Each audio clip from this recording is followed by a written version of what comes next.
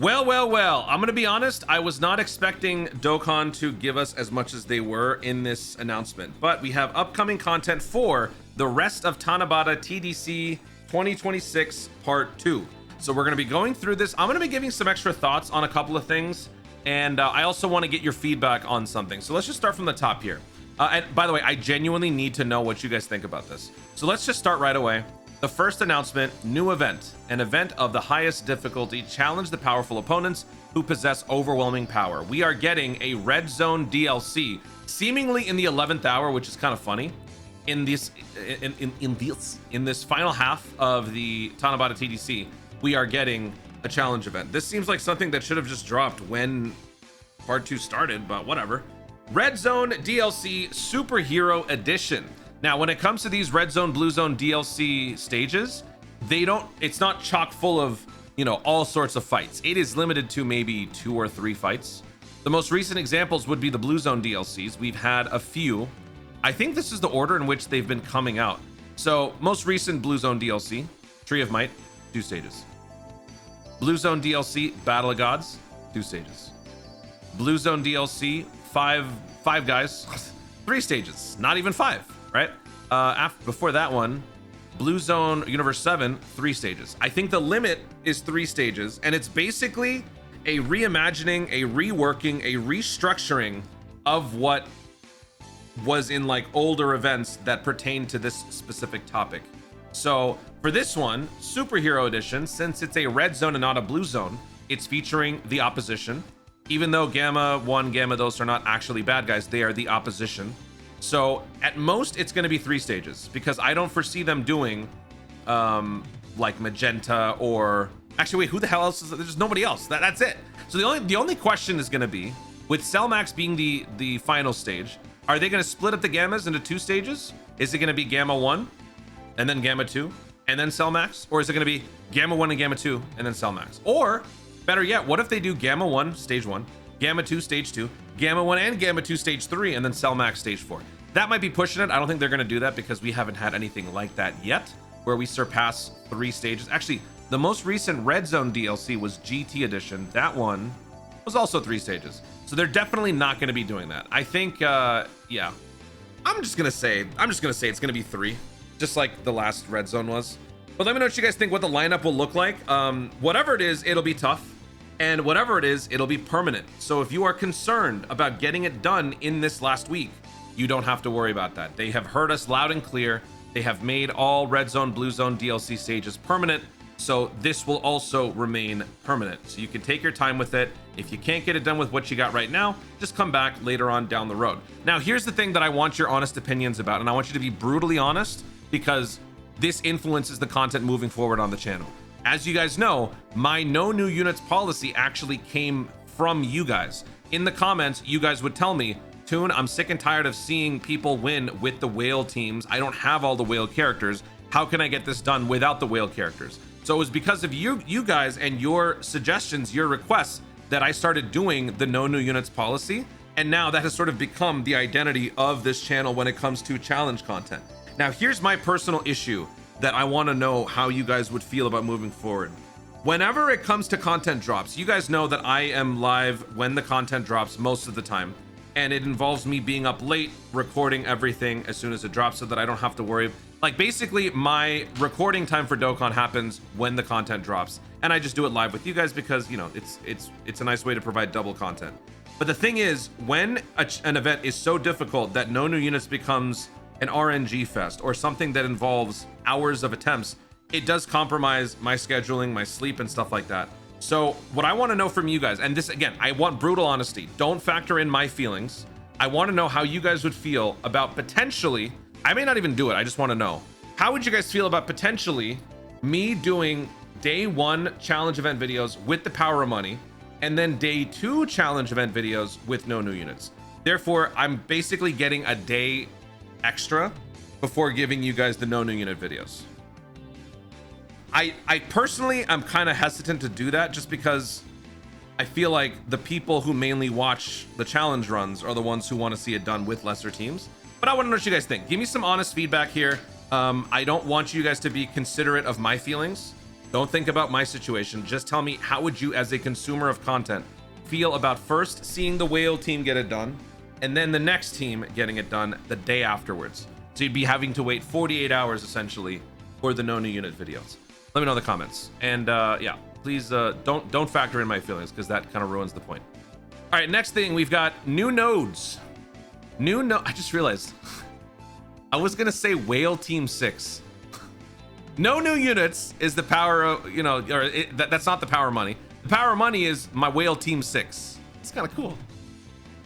That's mine. Don't steal that idea. All right, new nodes. So we're getting Dokkan Frontier Red Ribbon Army Edition, new nodes. This is from the Extra Series. The reason why it's the Extra Series, fun fact for those of you who didn't know, can you believe it? The Red Ribbon Army Edition does not confine itself to one saga. It's not just Dragon Ball Saga, it's also got some Z Saga in there. So whenever there's like a culmination of elements in the story that transcend one particular saga, it'll fall into the Extra Series. But since they started the Red Ribbon Army Edition, it has not been restricted to one specific category. So I think most people have been taking this new version of the Dokkan Frontier pretty well. We are getting a couple of more nodes for it, which means more fights, more stones, and more card effects. So, you know what, while we're on the subject, why don't you let me know about this one? I don't think I've been really caring so much about the no new units policy on Dokkan Frontier, since it's permanent and it's kind of just an afterthought. But do we want to be doing no new units on Dokkan Frontier? I'm gonna be honest, I would rather not. But you know, while we're on the subject, since you're talking about this one, might as well tell me. As far as stones, you don't get too much. I think we'll probably get like, what, 5 stones? Okay, and then we have the new stage for ESBR. Oh man, do I have something to say about this? Maybe I just woke up cranky this morning, but seeing this kind of just ticks me off. I don't know about you guys. Maybe we've just gotten used to seeing it like this, but I personally find it very annoying that we are getting SBRs and ESBRs at a sinfully slow rate. Now, for a lot of you guys, you might not have been around, but back in my day, Super Battle Roads used to drop by the 10s. And it was actually a pretty fun thing to look forward to. Now, granted, at the time, there wasn't a whole lot of challenge content out there. So them doing it this way made sense because this would kind of occupy a lot of our time. But back in the day, Super Battle Road and Extreme Super Battle Road would drop in sets of 10, and the rewards were actually pretty cool. Original Super Battle Road, you had to bring mono types to clear all the mono opposition. And as a result, from clearing all the different Super Battle Roads, clearing them within certain amounts of time, yada, yada, yada, the rewards were pretty cool. We got LRs, free-to-play LRs out of it. And those free-to-play LRs have all since received EZAs. The free-to-play LR rewards have stopped, I think, since 1, 2, 3. Actually, no, we finished all of them. No. I think it stopped here, right? I think it was this one. It was Gohan, Goku,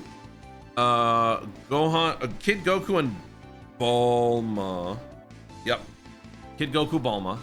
Then it was Trunks and Bulma? No, Goku and Gohan. Then it was Trunks and Bulma. And since then, we've stopped. Yeah. That's it. Since then, there might be a reason for it, but I hate it. In my opinion, they cheaped out. They said, it's too much for us. We don't want to keep making LRs, so take this stupid support memory instead. I don't know about you guys. I've never liked support memories. I've never liked it. To me, it's just a cop-out for additional stuff, and I'm being very cynical here, but I'm just being honest. And maybe I'm cranky, but I don't like it, and I don't appreciate the fact that this is what we've been getting for Super Battle Roads. Every time we get a new Super Battle Road, it kind of just like chips away at my soul a little bit, and it just reminds me of how much I hate it.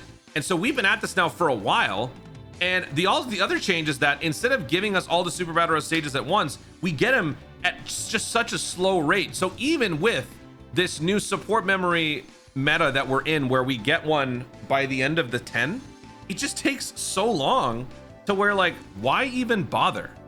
Like, just give it to us at once, or don't even show it in there. Just give it to us at the very end. I don't know.